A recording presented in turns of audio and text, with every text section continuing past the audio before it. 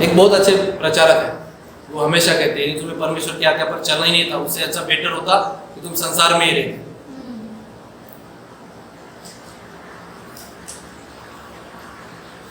प्रभु मानते हो तो कलीसिया में दान देना उचित है, तो बिल्कुल नहीं। 47 पद, जो कोई मेरे पास आता है और मेरी बातें सुनकर उन्हें मानता है, मैं तुम्हें बताता हूँ वो किसके समान है। सुनिए, इसमें सिखा रहा है, जो आज्ञा पालन करता है किसके समान है, जो मेरी बातें मानता है वो किसके समान है। 48 पद में बताता है, वो उस मनुष्य के समान है जिसने घर बनाते समय भूमि गहरी खोदकर चट्टान की नींव डाली।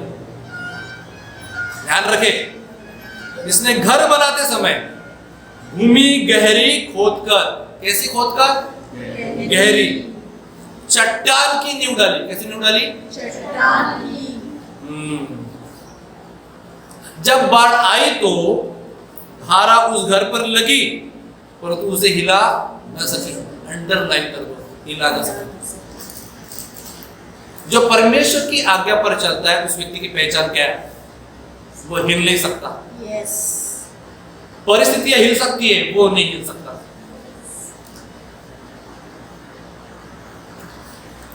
उसकी नींव कहाँ डाली है? चट्टान पर डाली गई है। जब माय गॉड अद्भुत प्रकाश पवित्र आत्मा मुझे दे रहा था, हिला न सकी। अंडरलाइन के पास मुझे दैट द स्टाइल, यही चिन्ह है। जो आज्ञा पर चलते वो कभी हिलते नहीं है, और दूसरे हिला न सकी क्योंकि वो पक्का बना था।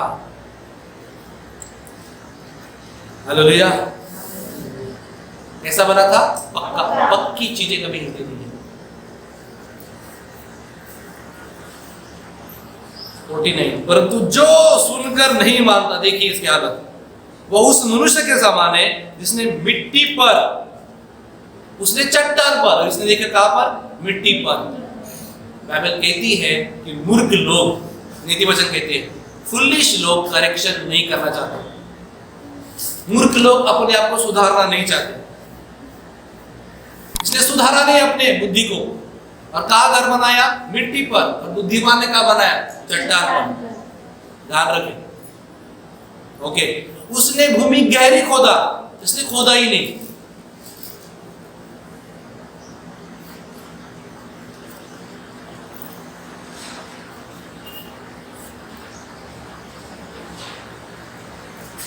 जब उस पर धारा लगी तो वो तुरंत गिर पड़ा और गिरकर सत्यानाश हो गया। इसलिए मैंने कहा वचन में, आप यदि आज्ञाकारिता का पालन नहीं कर रहे, आप सत्यानाश का गड्ढा अपने लिए खड़ा कर रहे हैं।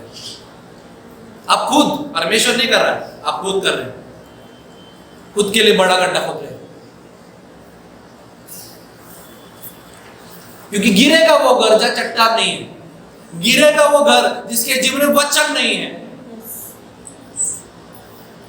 नहीं हम वचन तो पढ़ते हैं, नहीं हम प्रार्थना तो करते हैं, आज्ञाकारिता देखिए। परमेश्वर कहते हैं जैसा पेड़ वैसा फल, फल को पहचाने, पेड़ को पहचान जाएगा।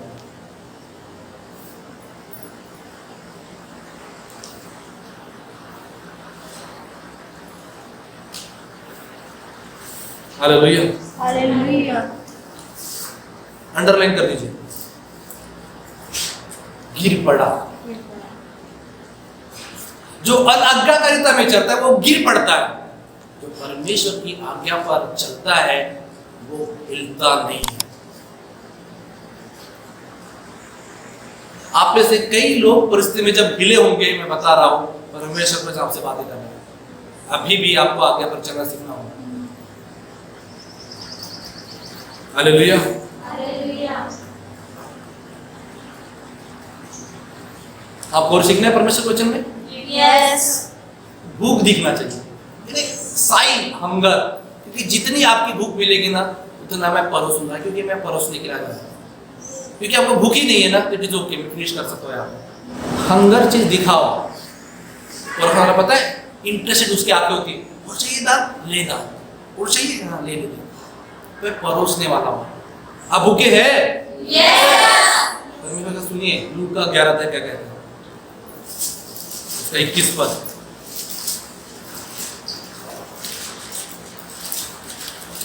जब बलवंत मनुष्य हथियार बांधे हुए अपने घर की रखवाली करता है तो उसकी संपत्ति बची रहती है, Yes. उसकी संपत्ति कभी भी नहीं बचेगी। जो हथियार बांधे हुए नहीं है, कम ऑन, अब मुझे बताने दो आपके हथियार क्या है। परमेश्वर का वचन आपका हथियार है, Yes. दूधारी तलवार है। बलवंत मनुष्य हथियार बांधे हुए अपने घर की रखवाली करता है तो उसकी संपत्ति क्या रहती है, बची रहती है। पर जब उससे बढ़कर कोई बलवंत चढ़ाई करके उसे जीत लेता है तो उसके हथियार जिन पर उसका भरोसा था छीन लेता है और उसकी संपत्ति लूट कर बांट देता है। आपका लेवल क्या है? पति का लेवल क्या है और आपका लेवल क्या है, बहुत मैटर करता है। जी मेरा पति तो सुधर ही नहीं रहा है, क्योंकि आपका लेवल 5 है और वह शैतान का लेवल 10 है। क्या आप जीत पाओगे उसको? बिल्कुल नहीं जीत पाओगे। जब शैतान का लेवल 10 है तो आपका लेवल क्या होना चाहिए? 20 होना चाहिए। तो यू हरा, मतलब याद कहा गया 22 पद में, पर जब उससे बढ़कर कोई बलवंत चढ़ाई करके उसे जीत लेता है। मतलब जब आप जीरो पे होते हो, जब आप बिना पावर के होते हो, आपकी पावर परमेश्वर का वचन है। जब आप बिना वचन के होते हो तो वो आपको क्या करेगा? लूट लेगा। मैं बता रहा हूं, लूट लेगा। उसकी संपत्ति लूट कर बांट देता है।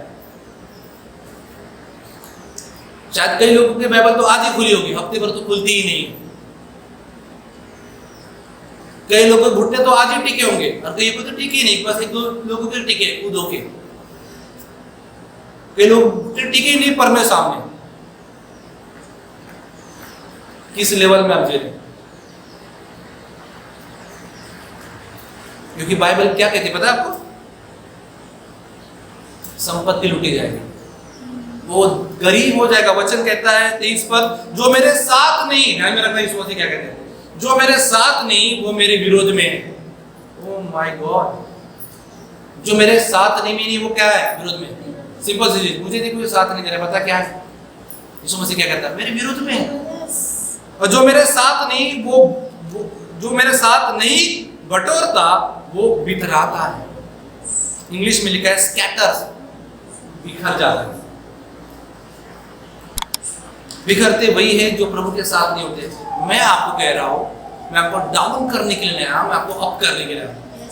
प्रभु के साथ रहो, कभी नहीं बिगड़ोगे, कभी नहीं बिगड़ोगे। किसी की मज्जाल नहीं आपके जिन वचनों का आपको बिगड़ेगा।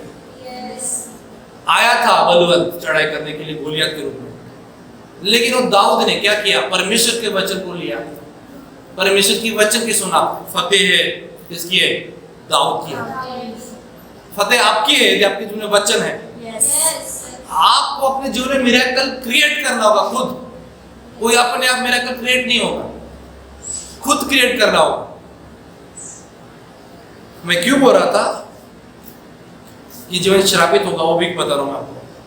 क्योंकि जब अशुद्ध आत्मा मनुष्य में से निकल जाती है तो सुखी जगह में विश्राम ढूंढती फिरती रहती है, और जब नहीं पाती है तो कहती है कि मैं अपने उसी घर में जहां से निकली थी वहां लौट कर जाऊंगी। फिर जो वचनों से निकाला गया था, जो झाड़ा गया था, जो आपको साफ किया गया था, अभी भी मैं झाड़ रहा हूं, साफ कर रहा हूं लोगों के, अभी घर को साफ सुथरा कर रहा हूं। और दुष्ट आत्मा निकल गई वो एक एरिया से। आप कहेंगे मेरे भीतर दुष्ट आत्मा तो नहीं है, लेकिन आपके कई क्षेत्रों में शैतान है, और वहां मैं आज वचन बोल रहा हूं, वहां से निकल रहा है। साफ सुथरी तो है, लेकिन ध्यान में रखो दुष्ट आत्मा क्या कहती है? उसी घर में जाऊंगी जहां से निकली थी। 25 पद, और जाकर उसे झाड़ा बोहरा और सजा सजाया पाती है। तब वह जाकर अपने से और बुरी 7 आत्माओं को साथ ले जाती है, और 7 दुष्ट आत्मा आती है, और वे उसमें बैठकर वास करती है, और उस मनुष्य की पिछली दशा पहले से भी बुरी हो जाती है, पहले से भी बुरी। तो यीशु मसीह कहां सिखा रहा है? आज्ञाकारिता भी चीजें सिखा रहा है। कितना सारा उदाहरण दे रहा है, कितने अच्छे से यीशु मसीह समझा रहा है। मैं कहता हूं यदि आपको पवित्र आत्मा समझाए ना, आपको किसी की जरूरत नहीं समझनी। पवित्र आत्मा बेहतर शिक्षक है। लेकिन भीड़ में तो हर व्यक्ति आध्यात्मिक हुआ ही नहीं, कुछ तो कुछ शारीरिक होंगे ही, कुछ तो कुछ शारीरिक होंगे ही। क्लास में कुछ बच्चे होंगे ही, टीचर पढ़ा रहा है लेकिन तब ध्यान कहाँ है, कंपास में किताब में खोलने में, और 2-3 स्टेप चली गई, फिर पूछते हैं सर ये आंसर कैसे आया। ये गड़बड़ होती है। यीशु मसीह क्या कहता है, देखो अभी मजा आएगा। ऐसा ही प्राणी वहां पे भी था यीशु मसीह के सभा में। जब वो कहीं रहा था तो भीड़ में से किसी स्त्री ने कहा, उसे सबसे कहा, धन्य का गर्भ जिसमें तू रहा और वे स्तन जो तूने चूसे। अब वो तारीफ किसी कर रही है, मरियम की। हाँ, आड़े रिश्ते में ध्यान है इसका, वाह उसकी मां कौन होगी। लेकिन यीशु मसीह ने की जवाब क्या किया 28 पद में, उसने कहा हाँ धन्य तो है, क्योंकि परमेश्वर ऐसे किसी को थोड़ी चुनेगा, विश्वास योग्य स्त्री को चुना था परमेश्वर ने। उसने कहा हाँ, पर धन्य है वे जो परमेश्वर का वचन सुनते और मानते। धन्य मतलब आशीषित वही लोग हैं जो परमेश्वर के वचन को सुनते और मानते हैं। हालेलुया। आप इसे हर एक को समझाओ, रीड डेली बाइबल। बाइबल पढ़ने से पहले प्रार्थना करो पवित्र आत्मा से, मुझे वचन समझा। जिस घर को यहोवा बनाया वो घर किस काम है। यदि परमेश्वर के वचन से ही ना बनाओ तो क्या मतलब उस घर में रहने का। लेकिन सेम टाइम में आपको बता रहा एक चीज, बड़ी चीज यही पत्रस ने 3 बार यीशु मसीह की इंकार किया। वो कहता है मनुष्य की आज्ञा से बढ़कर परमेश्वर की आज्ञा मानना है हमारा कर्तव्य है। क्या शानदार जर्नी थी पत्रस की, जिसे हम भगोड़ा समझ रहे थे, वो एक समय का लीडर था। बाइबल कहती है अंताकिया की कलीसिया का एक पिलर था पतरस। आप में से कितने लोग पिलर बनना चाहते हैं? 5 प्रकार के सेवकाई है, 5 प्रकार। Apostle, evangelist, prophet, teacher, pastor. हाथ तो खड़े करके मैं बता रहा हूं आपको, पास्टर बनने के लिए ना दिल तैयार करना पड़ता है। इवेंजलिस्ट बनने के लिए पैर तैयार करना पड़ता है। टीचर बनने के लिए माइंड को तैयार करना पड़ता है। प्रोफेसी करने के लिए मुंह को तैयार करना पड़ता है। सेवकाई करना बच्चों का खेल नहीं है। आप सोच रहे हो यार आराधना में यहाँ पे गीत गाना, ये नहीं है खेल, ये बहुत बड़ी सेवकाई है, बहुत बड़ी सेवकाई है। जब आज्ञाकारिता में आप दिखेंगे ही नहीं तो कैसे सामने लाएंगे? आप में से कोई आज्ञाकारिता में दिखता है, समर्पण में दिखता है, वो गुण आप में है, आपको कोई नहीं रोक सकता। पवित्र आत्मा कौन रोक सकता है? सेम टाइम में यहाँ पे से भी जितने वर्षिप में लोग हैं उसमें से एक भी व्यक्ति आज्ञाकारिता का उल्लंघन करता है, not faithful. Remember one thing, आज्ञाकारिता पता है क्या है? वे ऑफ फेथफुलनेस, विश्वास योग्यता का मार्ग है आज्ञा। विश्वास योग्यता का मार्ग है क्या? आज्ञा। कुलुस्सियों 4 अध्याय 6 पद कहता है, सेम टाइम में आपको सिर्फ समझना होगा। बाइबल कहती है कि लोगों को हर प्रश्न का उत्तर देना ना आ सके, पर कैसे? अनुग्रह सहित और सरोना हो। मुंह में आपके क्या होना चाहिए? कंट्रोल भी होना चाहिए। आप जो बोल रहे हैं आपको पता भी होना चाहिए आप क्या बोल रहे हो। ऐसे नहीं कि हवा में कुछ बोल रहे। प्रभु का वचन कहते हैं अनुग्रह सहित सरोना हो और सब व्यक्ति को उत्तर देना आता हो। दूसरा कुलुस्सियों 4 अध्याय 5 पद कहता है बाहर वाले लोगों के साथ बुद्धिमान से बर्ताव करो। पहले ये सीखना होगा। जब बाहर वाले लोगों के साथ बुद्धिमान के साथ बर्ताव करना ही नहीं आता तो क्यों भेजेंगे सुसमाचार के सेवक? बिल्कुल नहीं भेजेंगे। जब घर के लोगों के साथ बुद्धिमान से बर्ताव करना नहीं आएगा तो बाहर वाले को छोड़ दो। क्योंकि बाहर तो परमेश्वर क्या कहता है, मैं तुम्हें कहाँ भेजता हूँ? भेड़ियों में भेजता हूँ। तो भेड़ों में ही ठीक नहीं रहेंगे तो भेड़ियों में तो छोड़ दो। हालेलुया। हालेलुया। मैं देख रहा हूँ अपने से कई लोगों का वो अगला लेवल आ रहा है, वो हायर लेवल ब्लेसिंग की आ रही है। आप में से कई लोग अपने मार्गों से पलटने का निर्णय ले रहे हैं। मैं देख रहा हूँ, कुछ लोगों को देख रहा हूँ, वो ब्लेसिंग वो अट्रैक्ट हो गया आपके तरफ ओबीडियंस से, आज्ञाकारिता से। आपको नहीं इच्छा 10वां देने की तो बिल्कुल मत दीजिए। सेम टाइम आप खोज करिए क्यों 10वां। पता करने के बाद दीजिए। कोई भी चीज बिना पता से मत दीजिए, क्योंकि ये बैंक नहीं है। This is not bank, this is not business.